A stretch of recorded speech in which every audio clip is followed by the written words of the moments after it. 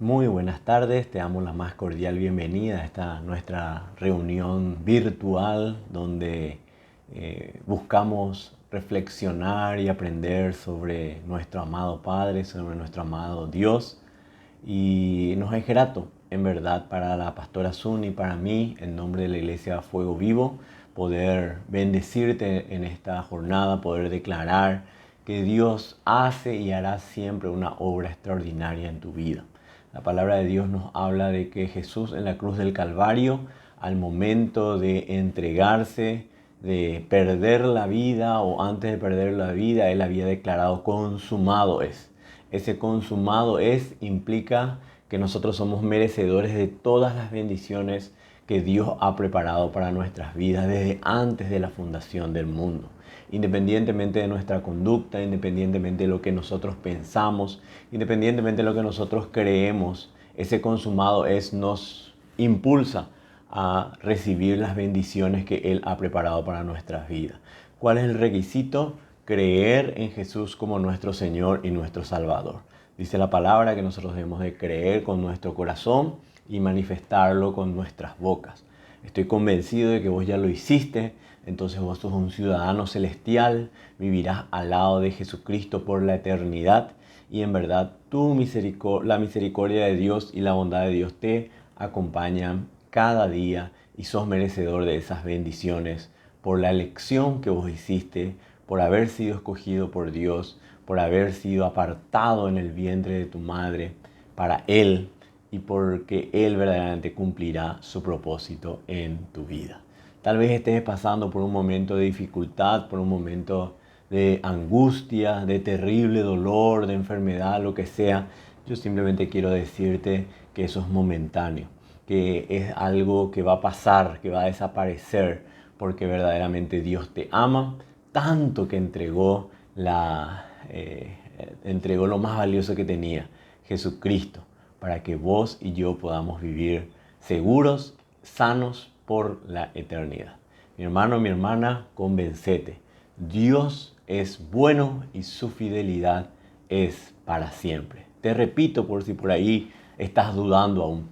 Dios es bueno y su fidelidad es para siempre. Quiero orar contigo entregando la posta al Espíritu Santo para que Él me utilice y yo sea un simple instrumento suyo. Amado Padre, gracias te amo por esta reunión. Gracias te amo por la posibilidad de reunirnos en tu nombre, sabiendo que hay bendición y sabiendo que tu Espíritu Santo nos enseña. En ese sentido te pido que a partir de este momento tu Espíritu Santo tome el control de esta reunión y que tú seas glorificado y honrado en gran manera. En el nombre de Jesús, amén y amén. Bueno, quiero en esta jornada compartir contigo una reflexión sobre la necesidad de apropiarnos de las promesas de Dios. Apropiarnos de las promesas de Dios. ¿Qué significa apropiarnos? Tomarlas. Yo la vez pasada, creo que la semana anterior, estaba hablando un poquitito sobre esto, ¿verdad? Que las bendiciones están, las promesas de Dios están, pero muchas veces nosotros no nos vamos apropiando de ellas. Y verdaderamente implica un poquitito un descreimiento en que nosotros podemos ser merecedores del cumplimiento de las promesas que Dios ha establecido para nuestras vidas. Sabemos que en la Biblia existen miles y miles de promesas literales, no estoy hablando de exageraciones, hay miles de promesas para tu vida, para mi vida, para nuestra vida, ¿verdad? Y ahí encontramos promesas de paz. Dice la palabra que Él nos da una paz que sobrepasa todo entendimiento, o sea, una paz que no se puede ni llegar a explicar. Hay promesas de sanidad. La palabra dice que por las llagas de Jesús nosotros somos sanos, que Él ya llevó todas nuestras enfermedades en la cruz del Calvario. O sea, la sanidad es algo que te corresponde, quiero llegar a decirte. Hay promesas de protección. El Señor es nuestro pastor, nada nos faltará. Él nos cubre, Él nos cobija, Él nos protege. Él nos caerán, dice la palabra, 1000 a nuestra izquierda, 10.000 a nuestra derecha, pero a nosotros no nos llegará, porque Él nos está protegiendo, porque Él nos está guardando. Y ese tipo de promesas está verdaderamente en la Biblia. Hay promesas de cuidado, Él nos cuida, Él nos libra de ataques del enemigo, de enfermedades, de ataques de terceras personas que buscan nuestro mal. Él nos está cuidando. Muchas veces ni nos damos cuenta de todo lo que Él nos cuida, pero en verdad Él es así. Hay promesas de provisión, dice la palabra, que nosotros prestaremos y no tomaremos prestado. Dice la palabra que no tenemos que preocuparnos de qué comer, de qué vestir, porque Él, así como viste y así como provee de alimentos a los pájaros, Él a las aves del cielo, Él también a nosotros nos va proveyendo. Hay promesas de victoria sobre las dificultades, sobre los problemas, sobre las situaciones conflictivas en nuestras vidas. Vos, teniéndole a Jesús como tu Señor y tu Salvador, sos merecedor de esas victorias sobrenaturales. ¿Qué significa sobrenaturales? Que no tienen explicación lógica, no tienen sentido real. Tal vez vos te merezca ser derrotado, pero por el solo hecho de que Jesús ha muerto por vos y te ha dado la victoria, vos sos merecedor de esa victoria, valga la redundancia. Promesas de seguridad, en fin, hay promesas por todos lados. Definitivamente la palabra de Dios es una palabra o un libro en donde nosotros vamos conociendo el amor y la fidelidad de nuestro amado Dios. Ahora bien, una realidad es que a pesar de haber miles de promesas en la palabra de Dios, ¿por qué no la poseemos? ¿Qué impide que nosotros podamos estar viviendo o tomando, deleitándonos de esas promesas? ¿Verdad? Tal vez alguna vez te preguntaste cuántas promesas y por qué aquella persona recibe y por qué yo no recibo. ¿Por qué aquella persona se sanó y yo no me estoy sanando? ¿Por qué aquella persona tuvo una provisión sobrenatural y yo no estoy teniendo esa provisión sobrenatural? ¿Por qué aquella persona fue bendecida por Dios y yo no tuve esa bendición? ¿Qué es lo que, por qué las promesas a veces no nos apropiamos de ellas? ¿Por qué no son realidad en nuestras vidas? Sobre eso quiero hablar en este día contigo. Y quiero empezar definiendo, según el diccionario, el Espíritu Santo me llevó ahí para definir qué es una promesa. Atendeme bien, porque después de entender el significado real de una promesa, yo me quedé pasmado. Y estoy seguro de que vos también te vas a quedar de la misma manera al entender verdaderamente qué implica una promesa. Dice la definición, el diccionario lo define de esta manera. Atendeme bien. Ofrecimiento solemne que hace una persona de cumplir con rectitud y fidelidad un determinado deber, empleando para ello una fórmula fija. Repito, porque es demasiado impresionante, hay demasiado contenido en esta definición. Es un ofrecimiento solemne que hace una persona de cumplir con rectitud y fidelidad un determinado deber, empleando para ello una fórmula fija. ¡Wow! Tremendo. Imagínate, es un ofrecimiento solemne. ¿Qué significa solemne? Es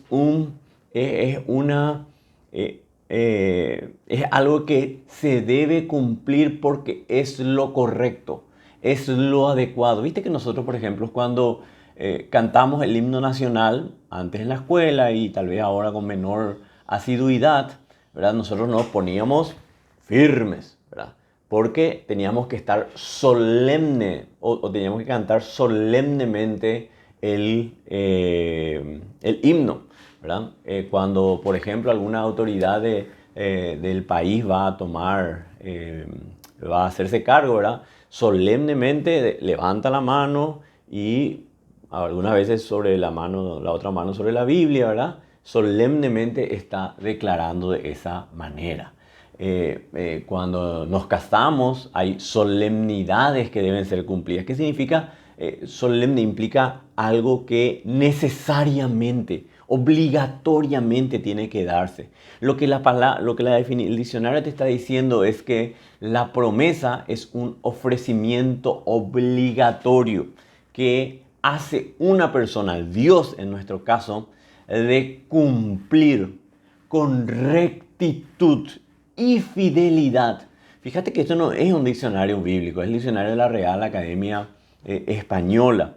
De cumplir con rectitud y fidelidad. ¿Qué significa rectitud? Así, al pie de la letra. Y con fidelidad de la manera en que verdaderamente Él tiene un sentimiento poderoso hacia cada uno de nosotros. La Biblia nos dice que Él te ama, que Él me ama, que Él nos ama, no por lo que nosotros hagamos, sino por simplemente haber creído en la obra maravillosa de Jesús en la cruz del Calvario. Vuelvo a la definición: ofrecimiento solemne que hace una persona de cumplir con rectitud y fidelidad un determinado deber, empleando para ello una fórmula fija. Todas las promesas establecidas en la palabra de Dios implican una fórmula fija. ¿Sabes cuál es esa fórmula fija?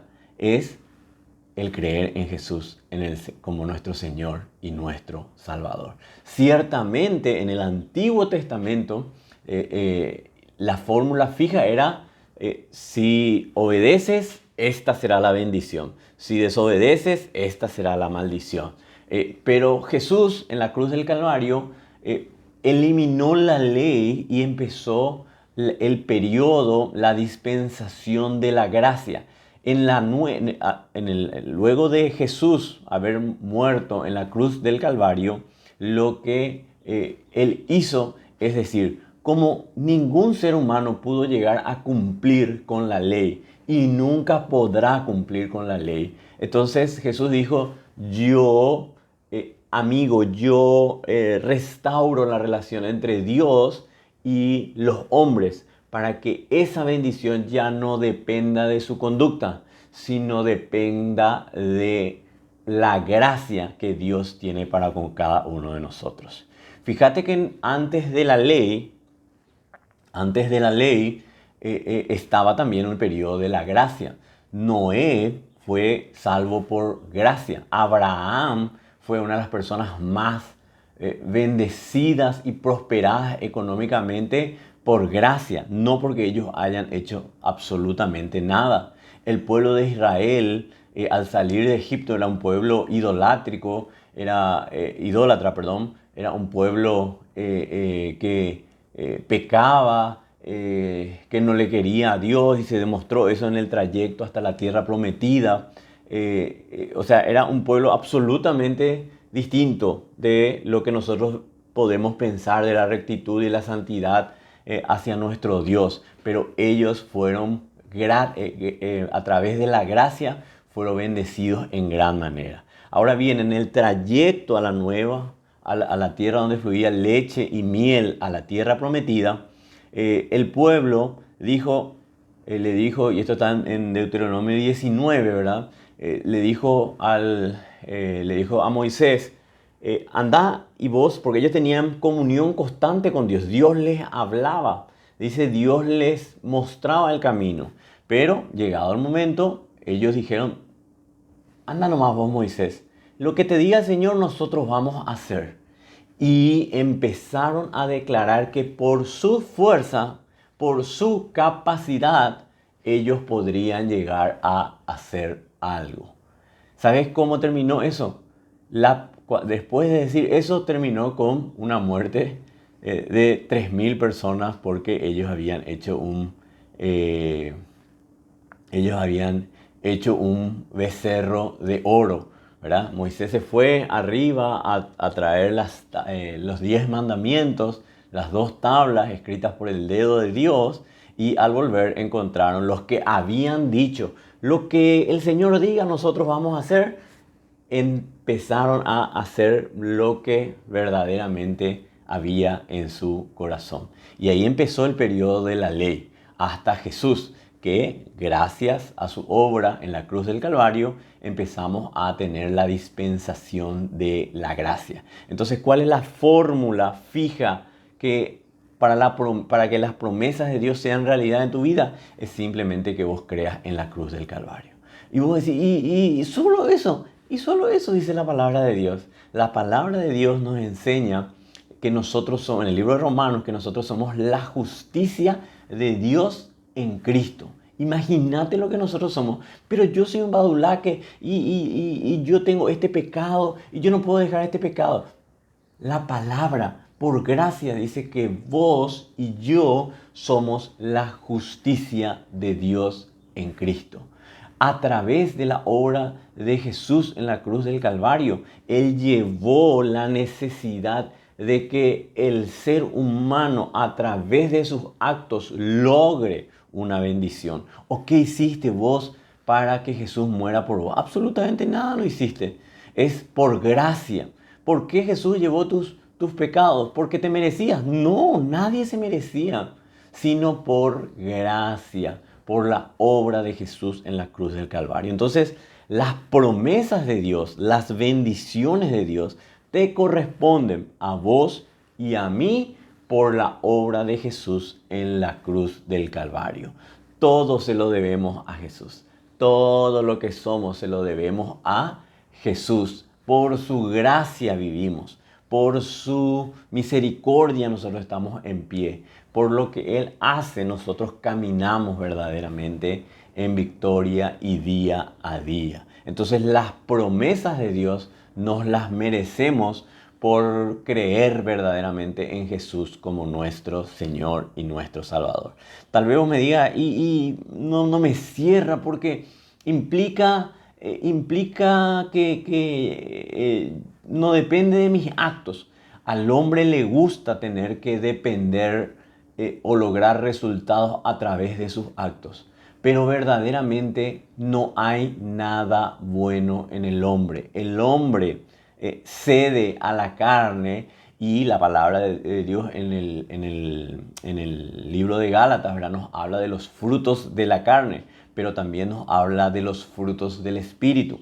Y verdaderamente el hombre en sí, cuando depende de sí, nosotros cometemos barbaridades. Pero cuando dependemos verdaderamente del Espíritu, entonces nosotros vemos cómo vamos siendo perfeccionados. Entonces, yo sé y entiendo que toda la vida nos han enseñado tal vez de que nosotros tenemos que ser merecedores de las promesas, las bendiciones de Dios por nuestros actos. Eso era en el Antiguo Testamento, en donde la ley mandaba, si esto pasa, esto es lo que va a suceder. En la dispensación de la gracia, lo que sucede es que verdaderamente nosotros somos benditos por Jesús, benditos por su obra santificadora, por su obra rectificadora, por su obra restauradora en cada uno de nosotros. Y la palabra de Dios nos dice, fíjate que en el libro de Romanos nos habla de que nosotros somos la justicia de Dios en Cristo si nos portamos bien, si no pecamos, si nada.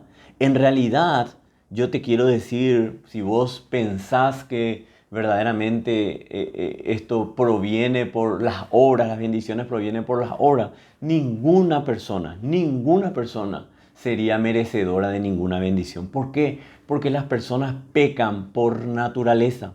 Pecamos por naturaleza. Ninguna, vos, ni yo, ni ninguna otra persona en el mundo entero puede estar siquiera un día, 24 horas sin cometer pecado. Tal vez no haga ningún acto, pero al menor pensamiento, ahí empieza nuevamente a pecar. Y según esa teoría de que no nos merecemos las bendiciones si cometemos pecado, entonces nadie tendría derecho a bendiciones. Pero Jesús en la cruz del Calvario había dicho: consumado es. Y a partir de ahí empiezan verdaderamente las bendiciones en Cristo Jesús. El apóstol Pablo habla de que miserable de mí, hago lo que no quiero hacer. Sin embargo, o sea, él reconocía que había pecado en su vida. Sin embargo, es un apóstol que ha honrado el nombre de Dios y ha verdaderamente hecho milagros portentosos, poderosos en gran manera. Él es uno de los que más exaltaron la obra de Dios aquí en la tierra. ¿Por qué? Porque él entendió que no dependía de sus actos para ser merecedor de la bendición, de la gracia y del amor que Dios ha tenido para cada uno de nosotros. Jamás el hombre puede comprar una bendición con sus actos. Eso es lo que vos y yo tenemos que entender siempre. Ningún acto puede comprar una bendición. Si no, estaríamos hablando de que el cielo sería un supermercado. Yo me voy y yo con mis actos compro una bendición. No, eso no es así. Jesús nos ha librado de la ley. Jesús nos ha manifestado que nosotros somos la justicia de Dios en Cristo. Solamente por creer que Jesucristo verdaderamente es nuestro Señor y nuestro Salvador. Entonces esa es la fórmula fija. Discúlpame que me excedí un poco, ¿verdad? Pero el Espíritu Santo me llevó hacia este lugar. Entonces, a partir del concepto, te repito el concepto para no olvidar, dice: ofrecimiento solemne que hace una persona de cumplir con rectitud y fidelidad un determinado deber, empleando para ello una fórmula fija. Entonces, a partir de este concepto, cuando nosotros recibimos la promesa de Dios de que sucederá algo, ¿tenemos que dudar de ello? No, tenemos que estar seguros de que verdaderamente esa bendición vendrá a nosotros. Por supuesto que sí, porque hay un ofrecimiento solemne, porque Dios lo ha de cumplir con rectitud y fidelidad. Lo toma como un determinado deber. O sea, cuando Él promete algo, tenemos que entender que es su deber cumplir, y lo cumple con rectitud y con fidelidad. Personalmente, después de ver la definición, me he asombrado de cuán bueno y cuán fiel es nuestro amado Dios.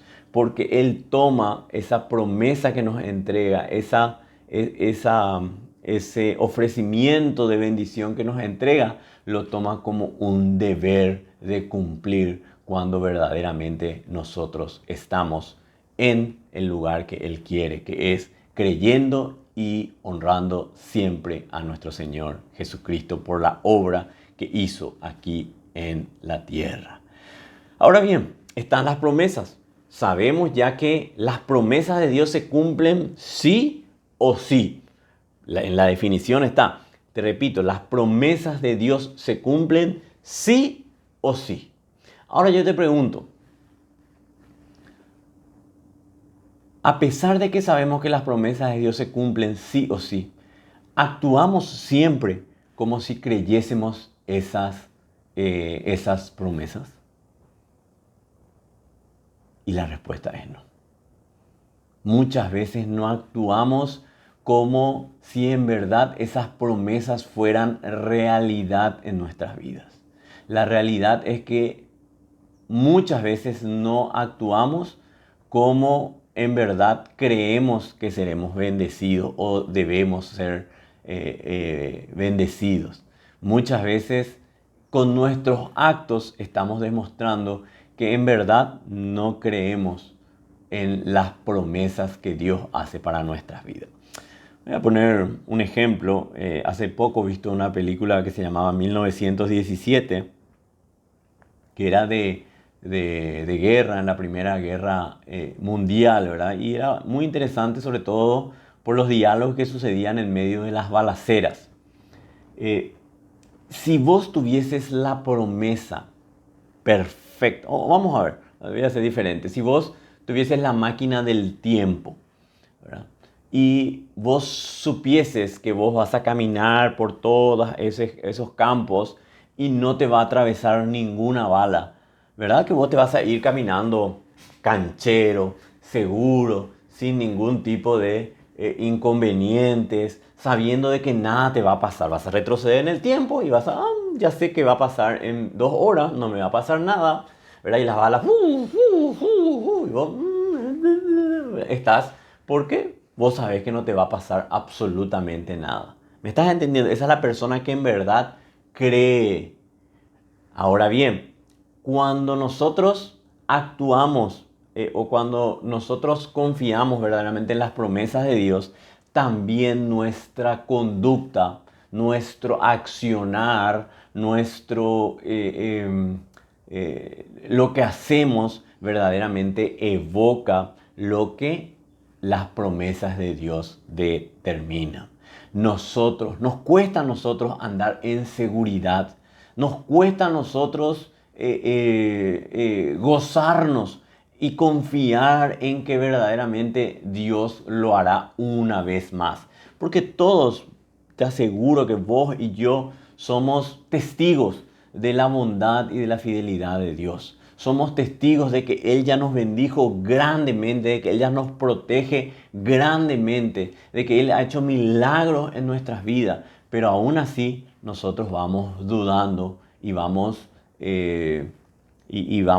no actuando como nosotros deberíamos actuar si en verdad nosotros creyésemos plenamente en nuestro Dios. Por ejemplo, dice la palabra en el Salmo 23, Jehová es mi pastor, nada me faltará.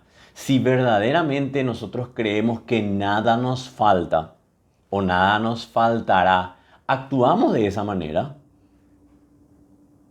Yo te soy sincero, hay veces que yo, a pesar de esa promesa, a pesar de que sé que me merezco el cumplimiento de esa promesa, hay momentos, y te digo honestamente, y hasta con la cabeza agacha, avergonzado, hay momentos en que creo que me va a faltar algo.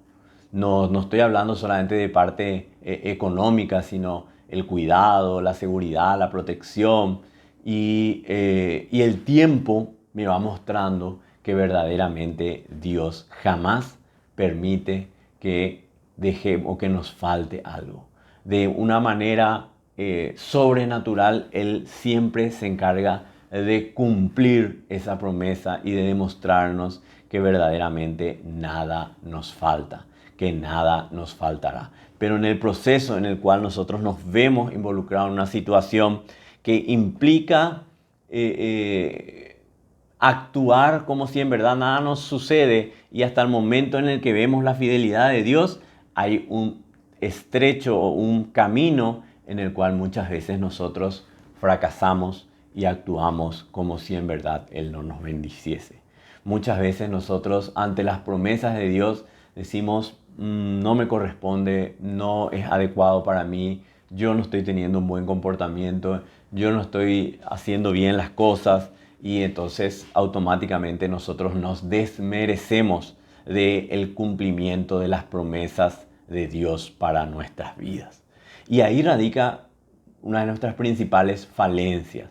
No actuamos, y esa es la realidad, no actuamos como si en verdad creyésemos en todas las promesas de Dios para nuestras vidas.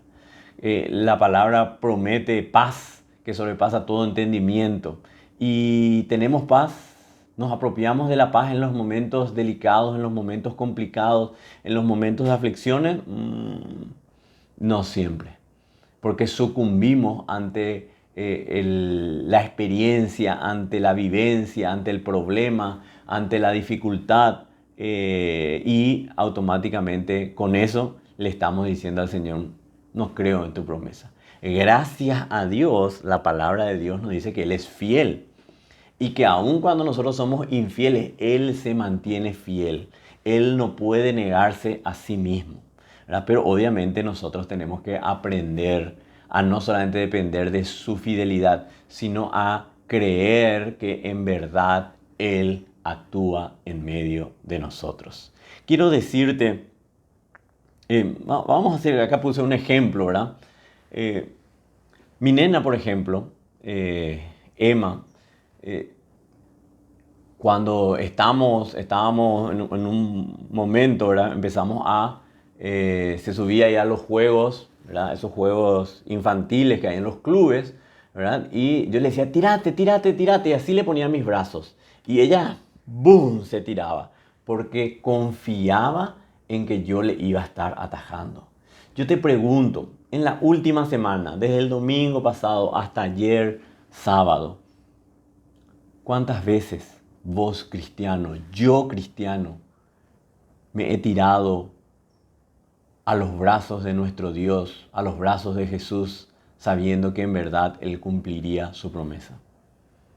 ¿Cuántas veces a lo largo de esta semana vos dijiste, yo veo que la cosa está difícil, pero yo sé que Dios verdaderamente me va a estar protegiendo y me va a estar ayudando, y que Él no me abandona y que Él no me abandonará, que pueden estar cayendo a mi izquierda tanto y a mi derecha tanto, pero yo sé que me voy a mantener fiel? ¿Verdad que tal vez el número sea 0? Tal vez el número sea 1, tal vez el número sea 2, pero de todas las promesas, las bendiciones que hemos recibido en la semana, en aquellas en las cuales nosotros verdaderamente creímos y actuamos de una manera contundente, segura, certera, el número es bastante bajo. Porque muchas veces no actuamos como en verdad Dios quiere que actuemos, con absoluta certeza. Vamos creyendo que Él puede bendecirnos, pero que tal vez no nos bendiga. Esa es la realidad. Pero no te sientas mal si vos estás siendo sincero y estás diciendo, cierto, yo también. Y todos, porque estamos nosotros en un proceso de perfeccionamiento, en un proceso de aprendizaje, que vamos a concluir cuando Jesús vuelva por segunda vez aquí a la tierra. Ese será el momento en el cual nuestro perfeccionamiento terminará. Pero hasta entonces nuestro perfeccionamiento es un proceso. Quiero leerte lo que dice 2 Corintios 1:20. 2 Corintios 1:20. Porque todas las promesas de Dios son en Él sí y en Él amén, por medio de nosotros, para la gloria de Dios. Te repito, porque todas las promesas de Dios son en Él sí y en Él amén, por medio de nosotros, para la gloria de Dios. Fíjate que acá no dice todas las promesas de Dios son en Él sí y en Él amén, si no tenés pecado por 48 horas, si no pecas por 72 horas. No, la palabra de Dios no dice eso. Simplemente dice que todas las promesas de Dios son en Él sí y en Él amén. ¿Por qué hago tanto énfasis en el tema de que no depende de la conducta del hombre? Porque muchas veces, y cuando yo suelo hablar con personas en citas, en consejerías, muchas veces me dicen, yo no me siento merecedor de la bendición de Dios porque no me porto bien, porque tengo este pecado, porque tengo... Y Dios aún le bendice, aún respira, aún come, aún vive bajo un techo, aún... o sea, es una muestra de que Dios verdaderamente está actuando de una manera de constante bendición, de constante cumplimiento de sus promesas. Pero muchas veces nosotros creemos, engañados por el enemigo, que no somos merecedores de la bendición de Dios, del cumplimiento de las promesas de Dios, porque nuestra conducta no está adecuada a Él. Dios nos bendice a pesar de nuestras conductas, a pesar de nuestros errores. Él sabe nuestras luchas, Él conoce nuestro corazón. Y ya habíamos hablado de personas que fueron bendecidas a pesar de su pecado. Vimos el caso de Sansón, vimos el caso de David, vimos el caso de Jefté, y otros, Gedeón dudó de Dios, aún así fue bendecido, ¿verdad? O sea, definitivamente las promesas no implican no existe condicionante para las promesas de Dios desde que Jesús ha muerto en la cruz del Calvario. ¿Me están entendiendo? Quiero leer contigo cómo nos cuesta creer en las promesas. Cómo nosotros actuamos muchas veces a pesar de las promesas de Dios. Cómo nosotros actuamos muchas veces a pesar de que la promesa está, de que Dios cumple su promesa, de que Él es fiel, de que Él es recto, de que Él es verdadero con esas promesas, pero cómo muchas veces nosotros actuamos de una manera absolutamente distinta de lo que la promesa de Dios está establecida. Quiero leer contigo Números 13 y Números 14. Vamos a leer. El pueblo de Israel había ya salido de Egipto y se dirigía a la tierra prometida. La tierra prometida ya le había sido prometida a Abraham, luego a Abraham, y era una bendición que el pueblo de Israel debía de estar teniendo. Pero bueno, es lo que en ese momento ellos se merecían, no por sus conductas, sino por la fidelidad de Dios. Y en Números 13, ¿verdad?, empieza el proceso de conquista. Y para conquistar, Dios le mandó a Moisés que escoja 12 espías, 12 príncipes, vamos a ver enseguida, para que puedan ir a ver lo que había en la tierra prometida. Dice Números 13, versículo 1. Y Jehová habló a Moisés diciendo: envía tú hombres que reconozcan la tierra de Canaán, la cual yo doy a los hijos de Israel. De cada tribu de sus padres enviaréis un varón, cada uno príncipe entre ellos. Y Moisés los envió desde el desierto de Parán, conforme a la palabra de Jehová, y de todos aquellos varones eran príncipes de los hijos de Israel. Hago énfasis y después explico. Pasamos al versículo 17. Los envió pues Moisés a reconocer la tierra de Canaán, diciéndoles: subid de aquí a Negueb y subid al monte, y observar la tierra cómo es, y el pueblo que la habita, si es fuerte o débil, si poco o numeroso, cómo es la tierra habitada, si es buena o mala, y cómo son las ciudades habitadas, si son campamentos o plazas fortificadas, y cómo es el terreno, si es fértil o estéril, si en él hay árboles o no, y esforzaos y tomad del fruto del país. Y era el tiempo de las primeras uvas. Y ellos subieron y reconocieron la tierra desde el desierto de Sin hasta Rehob, entrando en Hamat. Y subieron al Negueb y vinieron hasta Hebrón, y allí estaban Ahimam, Sesai y Talmai, hijos de Anac. Hebrón fue edificada 7 años antes de Zoán en Egipto, y llegaron hasta el arroyo de Escol, y de allí cortaron un sarmiento con un racimo de uvas, el cual trajeron 2 en un palo, y de las granadas y de los higos. Y se llamó aquel lugar el Valle de Escol, por el racimo que cortaron de allí los hijos de Israel. Y volvieron de reconocer, versículo 25, y volvieron de reconocer la tierra al fin de 40 días. Y anduvieron y vinieron a Moisés y a Aarón y a toda la congregación de los hijos de Israel en el desierto de Parán, en Cades, y dieron la información a ellos y a toda la congregación, y le mostraron el fruto de la tierra. Y les contaron, diciendo: nosotros llegamos a la tierra a la cual nos enviaste, la que ciertamente fluye leche y miel, y este es el fruto de ella. Mas el pueblo que habita aquella tierra es fuerte, y las ciudades muy grandes y fortificadas. Y también vimos allí a los hijos de Anac.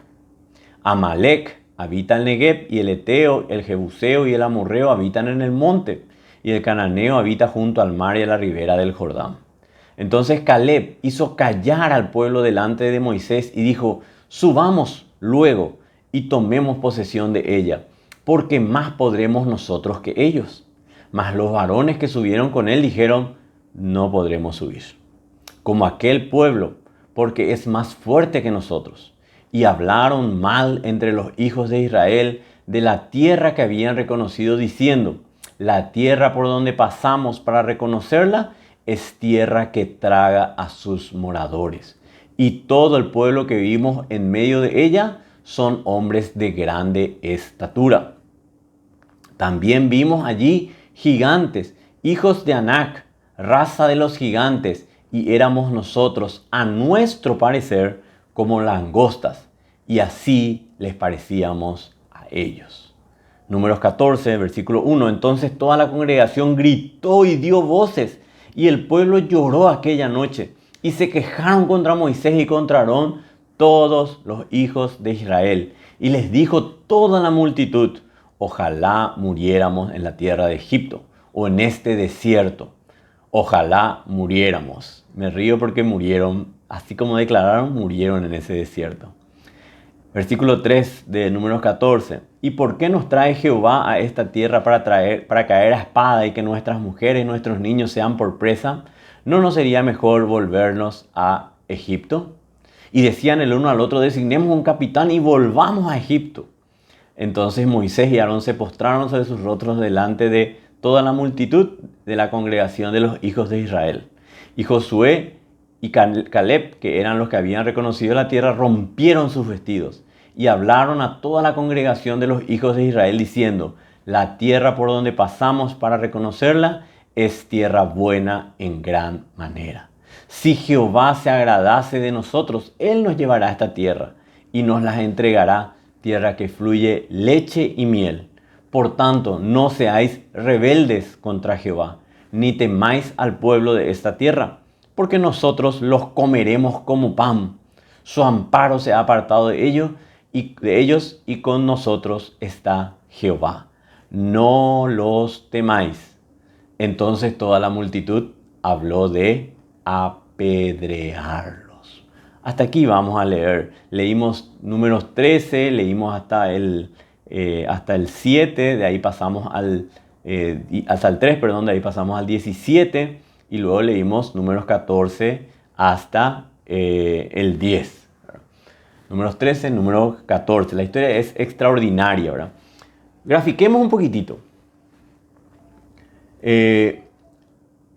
Moisés dice que envió espías. Moisés dice que envió, realmente no eran, ni siquiera eran espías. El Señor le dijo simplemente hombres que reconozcan la tierra. Lo único que ellos tenían que hacer era reconocer la tierra. Eso es lo que Dios le dijo.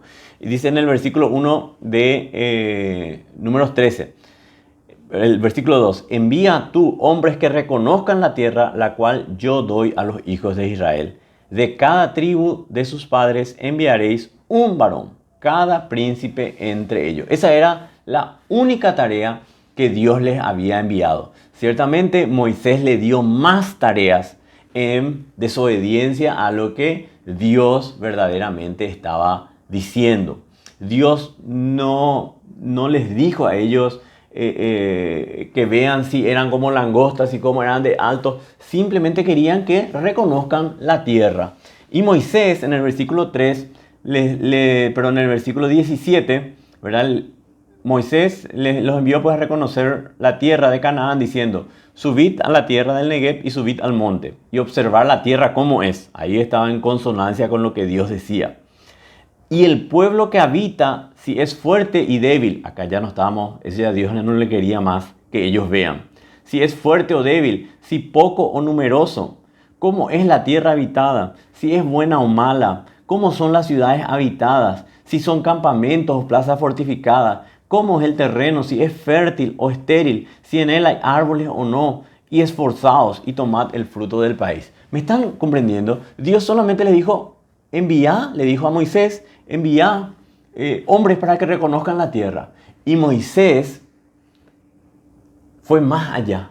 Moisés le pidió que ellos empiecen no solamente a reconocer la tierra, sino que vean cómo eran sus habitantes, si estaban fortificados, si era buena la tierra. Imagínate, Dios le había dicho que era la tierra prometida donde fluía leche y miel. Y Moisés le dijo, vean ustedes si la tierra es fértil o estéril. Imagínate, Dios le dijo, es la tierra donde fluye leche y miel, ¿verdad? Y Moisés le dijo, vean si es fértil o no es fértil. Y tomen frutos de él. Si la tierra es fértil o estéril. Si en él hay árboles o no. O sea, Moisés creía en la promesa de Dios. Moisés estaba convencido de que Dios les iba a dar la tierra prometida.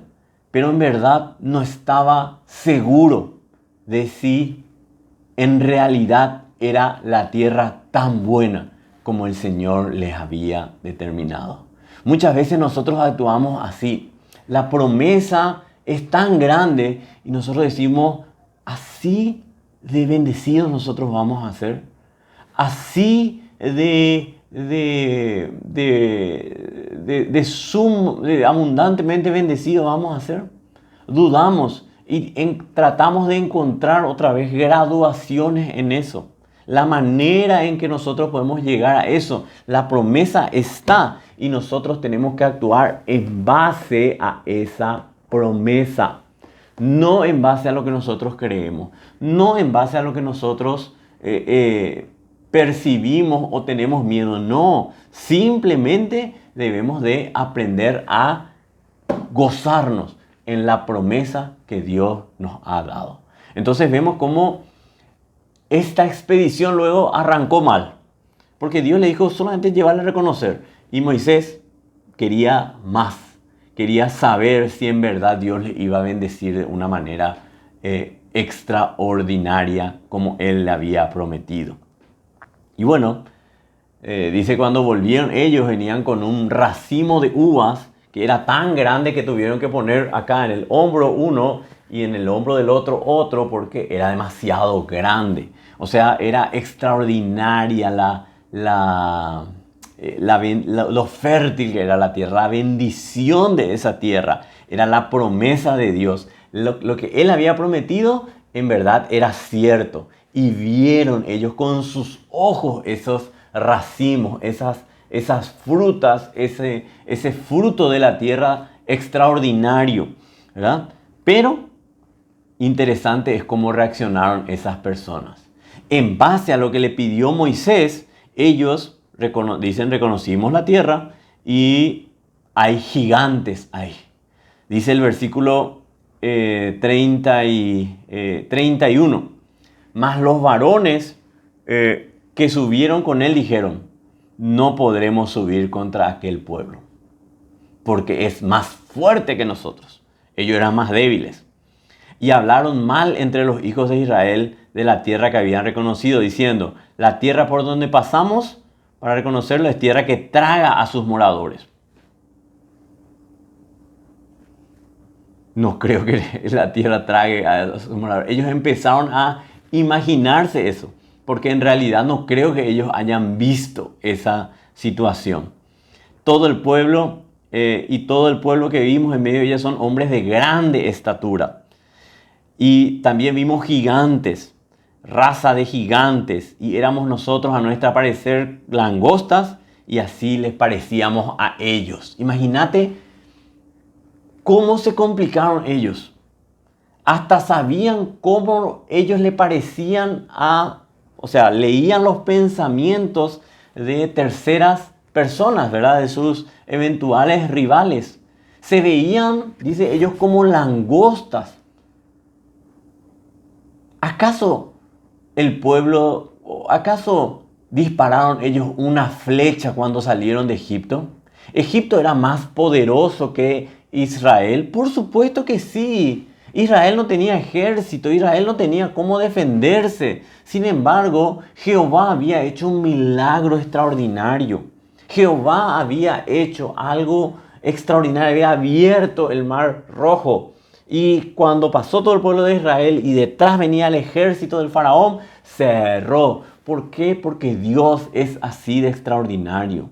Cada vez, y acá empieza un poquitito la cuestión, cada vez que nosotros creemos que la promesa de Dios depende de cuán bueno, de cuán fuertes, de cuán capacitados nosotros estemos, automáticamente nosotros estamos perdidos. Porque la realidad es que si vamos a depender de cuán buenos, de cuán capaces y de cuán fieles nosotros somos para lograr la promesa, no vamos a tener la promesa. Porque no nos merecemos. Humanamente no nos merecemos. Pero a través de la gracia que Jesús logró para cada uno de nosotros, sí somos merecedores de la promesa de Dios. Te repito, si nosotros vamos a depender de cómo nosotros nos sentimos, de cómo nosotros nos vemos, estamos perdidos. ¿Verdad que nosotros también cuando enfrentamos un problema, una dificultad, estamos en medio de la pandemia, hay incertidumbre por todos lados, nosotros decimos, Dios nos dice que no vamos a ser avergonzados jamás, ¿verdad? De que la provisión es segura, de que la provisión es constante, y nosotros decimos, seguro que no voy a poder pagar mi cuenta. Seguro que la cooperativa me va a demandar. Seguro que el banco me va a demandar porque no voy a poder pagar. Seguro que mi jefe no me va a poder pagar. Seguro que las ventas van a ser muy inferiores. Seguro que de la misma manera que los espías actuaron, nosotros también actuamos de esa misma manera. En diferente... Ahora bien, leemos esta palabra y decimos, pero qué malos espías, ¿cómo van a reaccionar así? Y nosotros, en el día a día, reaccionamos de la misma manera. Nos olvidamos de quién verdaderamente es Dios. Nos olvidamos de que su promesa, como dice 2 Corintios 1, son en Él sí y amén. Nos olvidamos de que sus promesas son realidades en nuestras vidas. Pero tratamos de encontrar ciertas aristas o ciertas características que interna y mentalmente nosotros decimos nos hará imposible tomar la bendición, tomar la promesa de Dios. Verdaderamente, como te dije, estos en el versículo 2 de Números 14 dice, y se quejaron contra Moisés y contra Aarón todos los hijos de Israel, y les dijo toda la multitud, ojalá muriéramos en la tierra de Egipto. No murieron en la tierra de Egipto. O en este desierto, ojalá muriéramos. Dios dijo, declaraste, ahí está. Toditos murieron, porque ellos declararon con su boca que iba a suceder eso. Ojalá muriéramos en el desierto. Muchas veces nosotros decimos, ay, ¿para qué saqué ese crédito? ¿Para qué Dios hace toda esta? Ojalá me muera. Nunca digas eso. Porque vos ves cómo Dios actuó con las personas que dudaron de Él, que no creían en Él. Y vemos que verdaderamente no fue absolutamente nada agradable lo que les había sucedido. ¿Me estás entendiendo? Muchas veces nosotros encontramos, fíjate lo que ellos decían, tierra que se traga. Nosotros le parecíamos langosta. Eran de gran estatura, eran gigantes, y Dios no puede hacer milagro.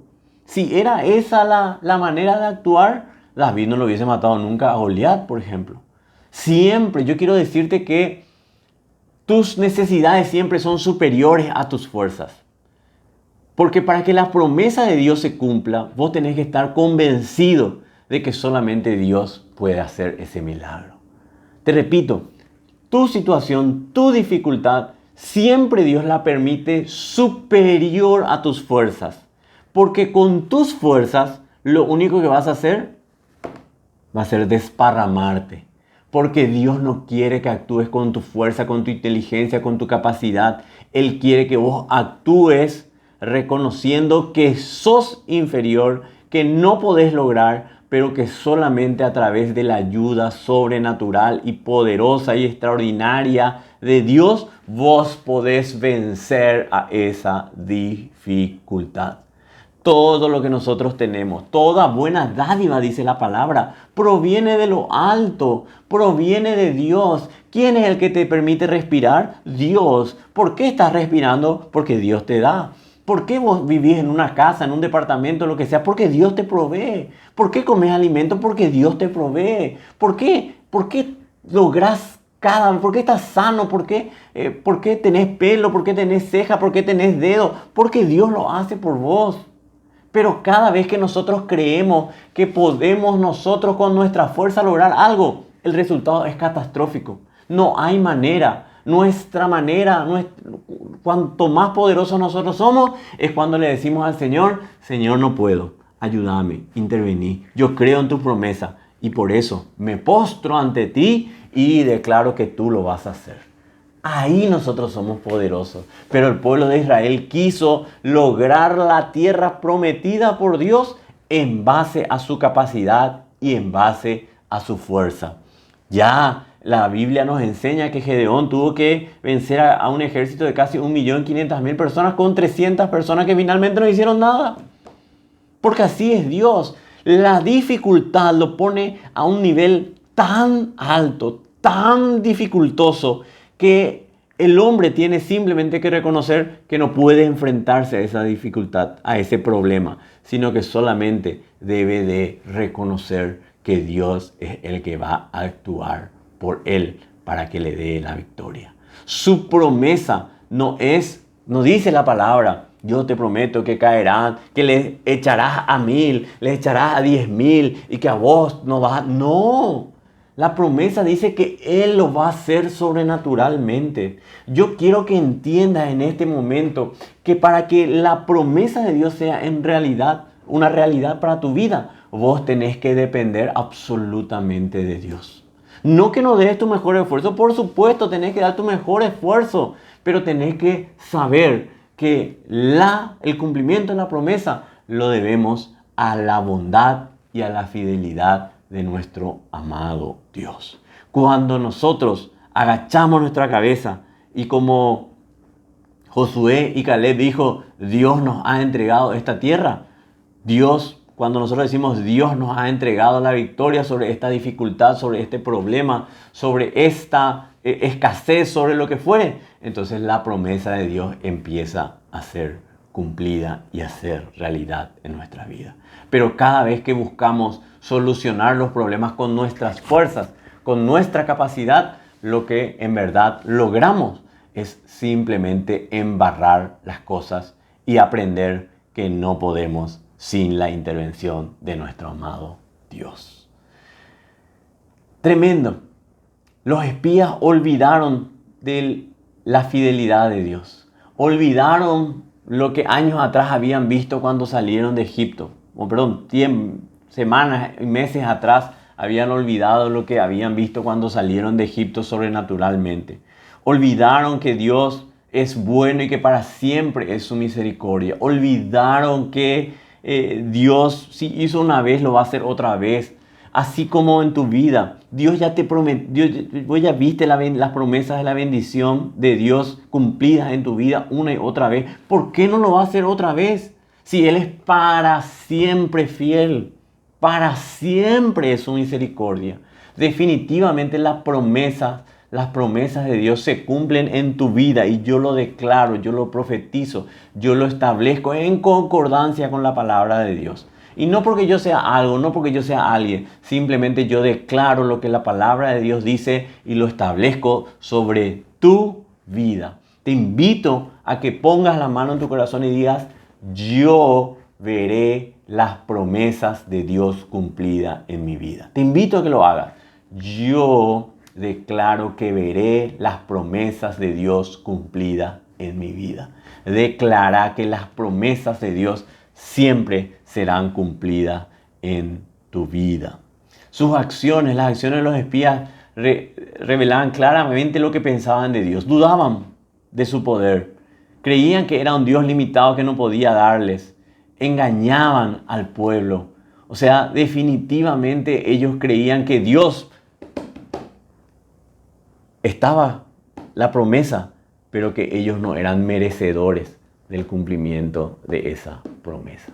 como si la victoria dependiese de sus fuerzas y de su capacidad y de su habilidad. No, jamás. La bendición, la promesa de Dios no depende de tu habilidad, de tu capacidad, de tu entendimiento. No, depende de la fidelidad de Dios simplemente. Simplemente depende de la fidelidad de nuestro amado Dios. Los espías, terminamos porque el tiempo nos agobia.